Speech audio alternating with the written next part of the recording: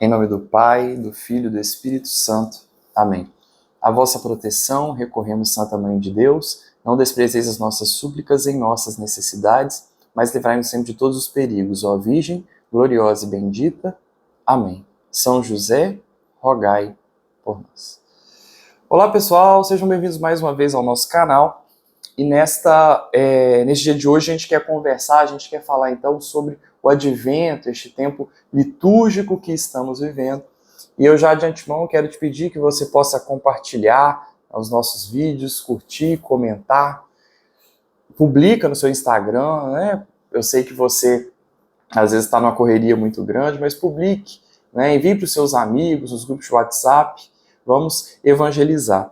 E nós vivemos então este tempo tão especial da igreja, o tempo do advento, essa espera, essa preparação que a igreja vai vivendo, que nós vamos vivendo, enquanto igreja católica, apostólica e romana, para o Natal, a celebração dessa festa, esse mistério tão grandioso e tão bonito da encarnação do Verbo.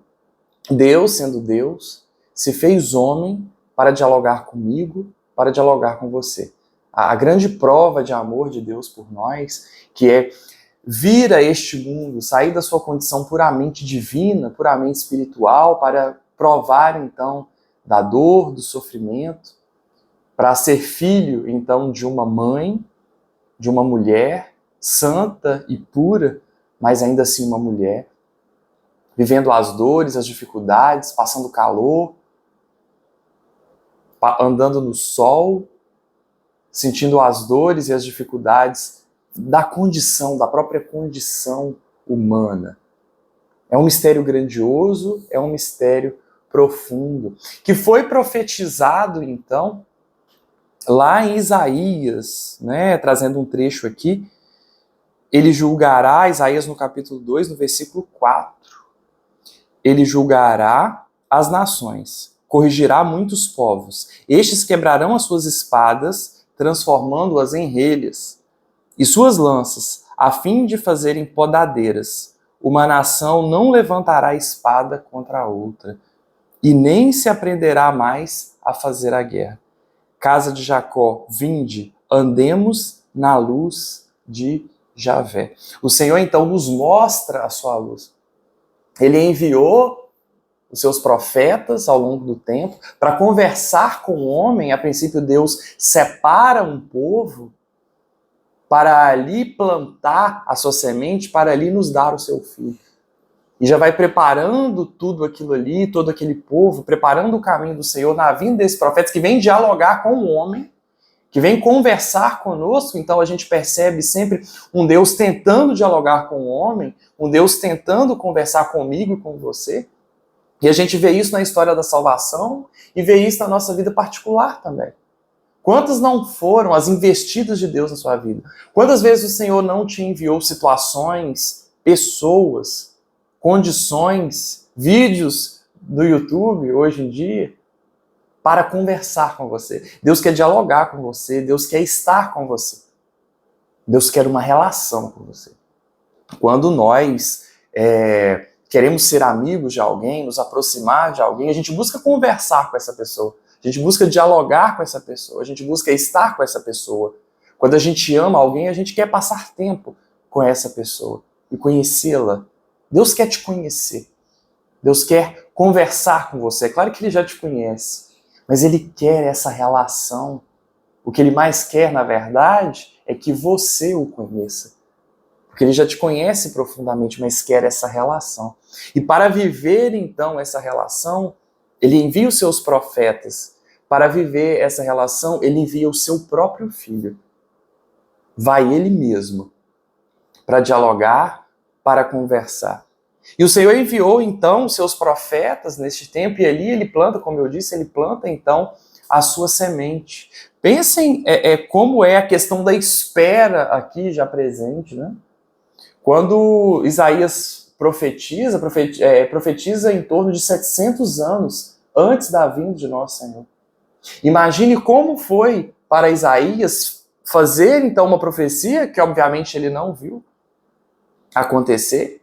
e que veio acontecer então 700 anos depois. Olha o tempo, o grande tempo de esperas pelo qual o povo de Deus precisou então passar. E é assim na minha e na sua vida.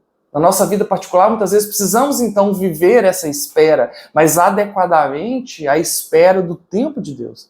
O tempo da manifestação do poder de Deus. Talvez você viva hoje tempos de grandes angústias e dificuldades, em que você espera pela vinda do Senhor, você espera a manifestação do poder de Deus, você espera pelo seu milagre, e o seu milagre então não acontece, a sua graça então não acontece. E aí você tem dois caminhos. Ou você saber esperar o tempo da manifestação de Deus na sua vida, ou você parar e não esperar mais. E ao longo de todo o Evangelho, o Senhor sempre nos alerta sobre a necessidade de sabermos esperar. Esperar o tempo de Deus, a segunda vinda de Jesus.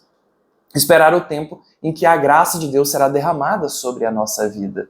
Este tempo, porque enquanto a gente se preocupa muito com a graça que o Senhor há de derramar, Deus se preocupa, na verdade, com o processo. É necessário saber viver os processos. Eu conversava com uma amiga hoje em dia, e ela fez um comentário sobre outra pessoa dizendo assim, ele não sabe viver os processos. Eu achei tão interessante aquela fala e me preocupo muito com isso. E é uma preocupação que eu e que você precisamos ter na nossa vida, de saber viver os processos, de saber viver o tempo de esperas, de saber viver e esperar o tempo em que Deus vai derramar a graça. O povo precisou esperar 700 anos, então, para que o Senhor se manifestasse. Para que viesse, Jesus viesse, então, para que o Messias, então, viesse. 700 anos de espera, da profecia de Isaías até a encarnação do Verbo. E a gente não sabe esperar 1 mês, 2 meses, 1 ano. A gente não sabe esperar. Não sabe esperar o tempo de Deus. Não sabe esperar. Mas esse tempo de advento e esse ciclismo da igreja em relação aos tempos litúrgicos nos ajudam, então, né, no nosso crescimento espiritual e nos recordarmos essas coisas tão importantes. Sabemos, então, viver a espera. Esperarmos, então, o tempo de Deus. Aguardar ansiosamente, nos preparar para a vinda de Jesus. Ele vem. Já veio há 2000 anos atrás, mas neste Natal de novo quer nascer no meu coração e quer nascer no seu coração. Mas para isso é necessário que espiritualmente nós nos preparemos para isso. Através da oração, através dessa busca de Deus, do conhecimento de Deus, através dessa santa ansiedade que é necessário que haja em nós. Peça ao Espírito Santo essa graça de saber esperar. E toda vez que você faz um exercício, né, os lugares estão tão bonitos, né? Aqui em Itaperuna fizeram uma decoração muito bonita, às vezes nas ruas, não sei onde você mora, mas toda vez que você via essa ornamentação tão bonita própria desse tempo de Natal, essas luzes que piscam, essa alegria, né? Ao invés de simplesmente se preocupar, porque muitas vezes o Natal tomou uma perspectiva muito pagã, né? De ceia de Natal, de boas comidas e confraternizações e presentes, mas dê um passo além e vá além disso. Olha a beleza daquela ornamentação, daquela árvore de Natal, a beleza, então, das nossas ruas, a beleza desse tempo, e vai se alegrando. Vai no seu coração toda vez que você vira uma árvore de Natal, falando no seu coração, Jesus, eu espero a sua vinda, Jesus, eu aguardo a sua vinda, Jesus, prepare o meu coração para a sua vinda. E isso é, sim, ter vida de oração. É claro que a gente precisa separar um tempo para a oração todos os dias, mas essas pequenas preces diárias do nosso coração vão preparando o nosso coração e alertando o nosso espírito e nosso interior para que estejamos acordados para quando ele vier. Para que estejamos atentos para quando ele vier. Porque pode ser que Jesus venha e você não perceba. Como muitas vezes aconteceu para tantos na vinda de nosso Senhor Jesus Cristo há 2000 anos atrás. em que Jesus passou, mas muitos que viram os milagres, viram as graças, tocaram as graças, não entenderam que ali estava o Filho de Deus. Não entenderam a grandiosidade daquilo que estava perante os olhos deles. E eu temo muito essa graça que passa. É necessário que neste tempo de advento, nós de modo muito especial, preparemos o nosso espírito, tenhamos essa sensibilidade espiritual para perceber que Jesus vem, para perceber quando ele passar. Porque pode ser que a gente dormindo que esteja, não percebamos quando ele passar à nossa frente, quando ele estiver ao nosso lado, quando ele falar conosco. Olha a gravidade disso. A gravidade de receber uma palavra de Deus, um direcionamento de Deus, uma graça espiritual, e não perceber que foi o Senhor que passou, porque Deus vem na brisa suave.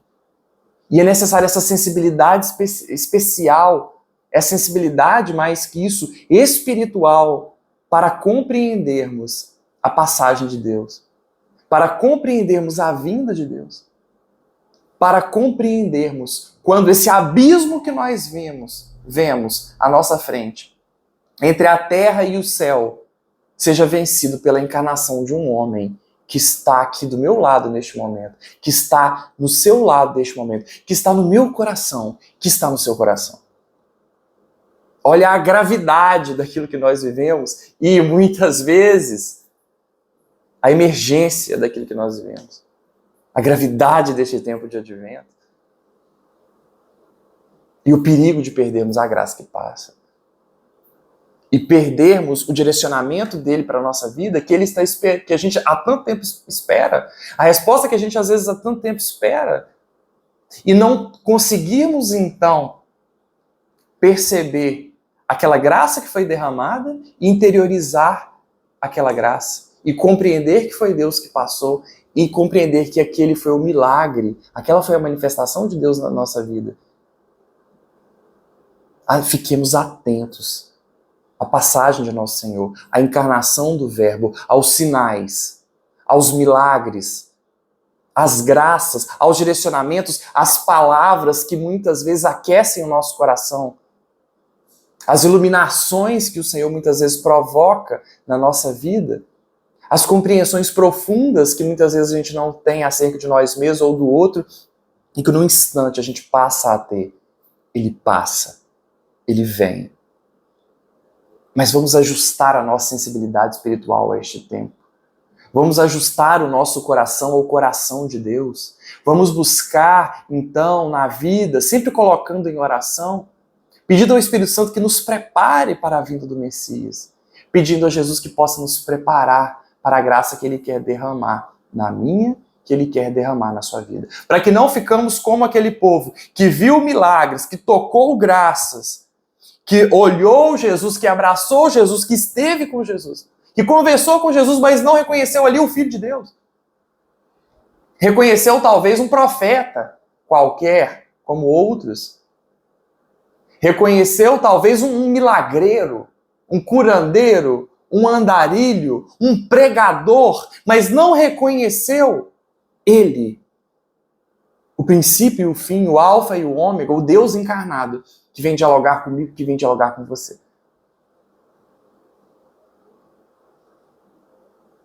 Percebam a importância do advento, a importância de nos prepararmos para a vinda do Mestre, para a vinda dele. Pode ser que não o reconheçamos. E há nisso uma gravidade muito grande. Pensem que reflitam e lembrem que as pessoas, quando viam as profecias de Isaías e dos demais profetas sobre Jesus, aguardavam então uma liderança política. Aguardavam aquele que restabeleceria o trono de Davi. Mas, na verdade, a graça que Deus tinha para o povo de Israel e para o mundo inteiro era algo muito maior do que eleger, então, um rei, um juiz. No nosso contexto atual, muito maior do que eleger um presidente, ou um bom senado, ou um ministro supremo. Apesar de ser legítima essa nossa preocupação temporal, Mas o excesso de preocupação com aquilo que é temporal mata o espírito e tira o nosso olho, a nossa visão daquilo que é realmente essencial. Focar o coração, a vida e os olhos na pessoa de Jesus. Existem muitas pessoas frustradas, né? Insatisfeitas, então, com o resultado da eleição, com medo daquilo que vai vir a ser o futuro. E tudo isso é válido, são preocupações que eu também tenho.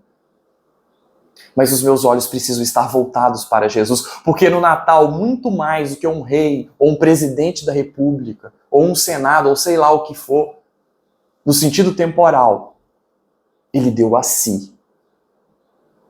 Deus deu a si mesmo para cada um de nós. Deus deu o seu Filho para cada um de nós. E por mais que essas preocupações sejam legítimas, elas não podem tirar a paz do nosso coração. Porque no nosso coração estará sempre Jesus. E a preocupação com as coisas do céu, com as coisas do alto. E que bom que muitas vezes nós somos frustrados nas nossas expectativas. Que bom que este mundo não é tão bom assim quanto a gente queria. Porque o paraíso não é aqui, o tempo não é aqui. E todas as dores, problemas, frustrações, dificuldades pelas quais passamos são, na verdade, graça de Deus para entendermos que o mais importante é Ele. Você talvez passou a sua vida inteira querendo e sonhando com um casamento. E quando você se casou, você viu que o príncipe encantado, na verdade, era sapo. E aí entende que aquela ali é a sua missão e percebe que aquele casamento pelo qual você tanto esperou não foi tudo aquilo que você esperava. É bom, você é feliz no seu casamento, mas não é tanta coisa assim. Porque uma esposa ou marido não vão tratar das angústias profundas e das necessidades profundas do seu coração. É um complemento, é uma vocação, na qual vai te ajudar a se realizar. Mas acima de tudo, o Senhor. Você fez uma faculdade, você sonhou com aquela faculdade, e quando você entra, então, termina a faculdade, entra no mercado de trabalho, percebe que a condição de trabalho que você vive, o salário que você recebe, não é tão bom assim quanto você esperava. Que bom. Que bom que a sua experiência é limitada. Eu louvo a Deus pela minha frustração existencial, pelas várias que eu tenho. Eu louvo a Deus pelas suas frustrações. Precisamos louvar a Deus. Porque isso é graça de Deus. Para nos mostrar que o nosso coração precisa aguardar, acima de tudo, a volta dele, a vinda dele. Aguardar esse Natal no nosso coração. E não simplesmente a uma graça temporal, porque ela passa. Deus tem os olhos na eternidade. Deus nos quer na eternidade. Deus trabalha dia e noite para que nós nos lancemos então na eternidade, onde é o para sempre. De que vale um bom trabalho, um bom casamento ou qualquer coisa. De que vale. Por mais que sejam listas, que precisamos buscar essas coisas, pessoal. Sim. Mas acima de tudo, a vinda de nosso Senhor. É como um objeto que você sonhou com ele, trabalhou para comprar, quando comprou e você ganhou, você falou, era isso.